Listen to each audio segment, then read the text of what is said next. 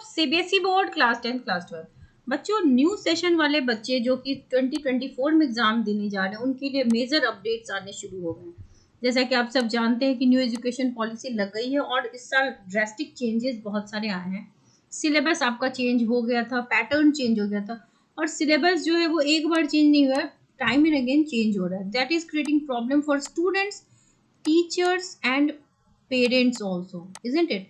अब आपको syllabus certain topics हैं कि नहीं पढ़ने हैं, बीच में सीबीएसई का नोटिफिकेशन आता है कि ये सिलेबस में है। आप देख सकते हैं न्यूज टाइम्स ऑफ इंडिया से आया है and this is authentic one. Evolution periodic table to stay part of class 9 10 syllabus. जो टॉपिक्स हटा दिए गए थे बैक सिलेबस में लाए गए हैं। जैसे आप देख सकते हैं कि Darwin's theory of evolution and periodic table will continue to be part of 9th and 10th syllabus. हटे नहीं है ये, as will chapters on Mughals, members of National Steering Committee जो हैं for school education, उन्होंने कहा। और social science section में apart from Mughals, the history of Cholas, Oms and Marathas will also be taught। यानी कि कुछ चीजें नहीं हटी हैं। So allegations लगे थे बहुत सारे over several substantive revision of original text during the rationalization of syllabus। काफी सारे इश्यूज हुए थे कि ये सिलेबस क्यों हट गया, ये टॉपिक क्यों हट गया, तो ये सारी चीजों को देखते हुए कुछ टॉपिक को वापस लाया गया है। Government sources however said that there was no academic merit in the criticism as the nationalized exercise was meant for immediate objective to reduce the load।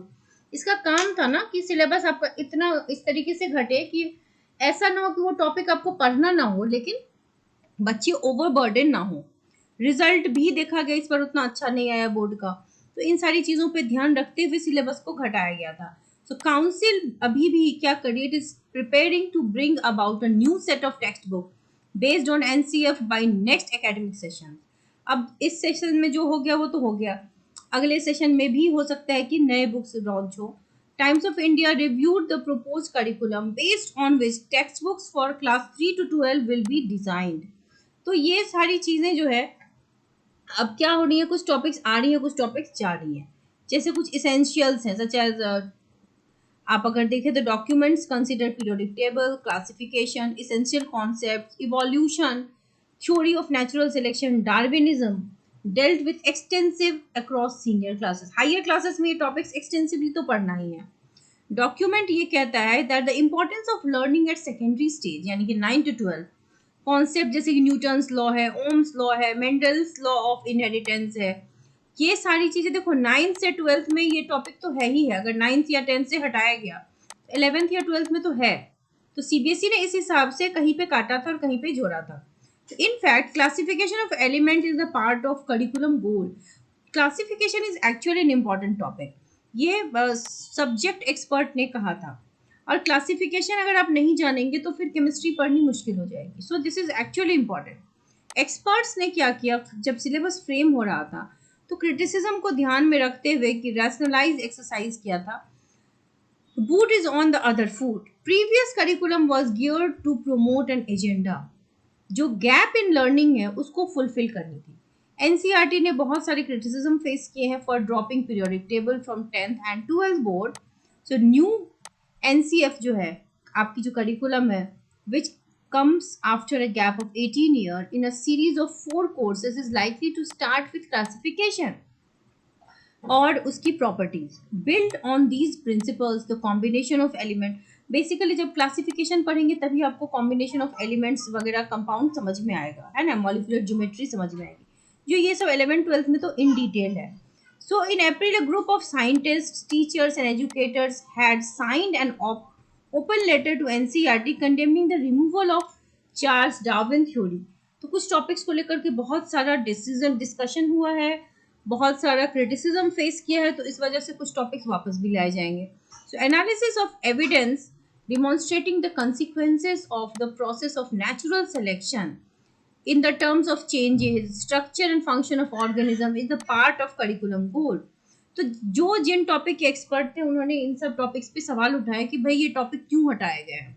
तो सीबीएसई की जो कमिटी है, senior official with the ministry of education ने कहा है once the NCF was ready, NCERT would take up the ambitious task of designing the textbook by the end of the year। और दूसरी बात, कुछ सब्जेक्ट है जिसमें कि सिलेबस में सर्टेन टॉपिक्स हैं और रैशनलाइज्ड एनसीईआरटी में नहीं है, जैसा कि मैथ्स है क्लास 10th का, तो काफी बंद तो गया है आपका NCERT, but there are certain errors. तो अब कुछ टॉपिक्स आए हैं, लेकिन अभी तो ये सिलसिला शुरू हुआ है, अभी आपका जब तक मिड टर्म वगैरह होगा तब तक अभी तक समझ लो कि सिलेबस आपका ठीक से फाइनलाइज भी नहीं हुआ है। तो बेसिकली क्या है कि सिलेबस में कुछ टॉपिक्स आएंगे, कुछ टॉपिक्स जाएंगे, अभी चेंजेस हो रही है और होती रहेंगी, और टीचर्स को भी ट्रेनिंग मिलनी शुरू हो गई है सीबीएसई की तरफ से कि नए बदलते पैटर्न के हिसाब से बच्चों को पढ़ाना क्या है।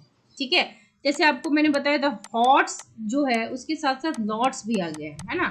हाई थिंकिंग ऑर्डर वाले जो क्वेश्चन है वो तो रहेंगे, लोअर ऑर्डर थिंकिंग स्किल वाले क्वेश्चन भी अब आ गए हैं, ताकि आप अच्छे से अच्छा स्कोर कर सकें। टीचर्स आर गेटिंग ट्रेंड ताकि वो आपको इस तरीके के एग्जाम, जैसा कि आप स्कूल में एग्जाम दोगे तभी तो आप बोर्ड फेस कर पाओगे ढंग से, तो इसीलिए teachers are also getting train ताकि आपको सिलेबस के हिसाब से पढ़ाया जाए।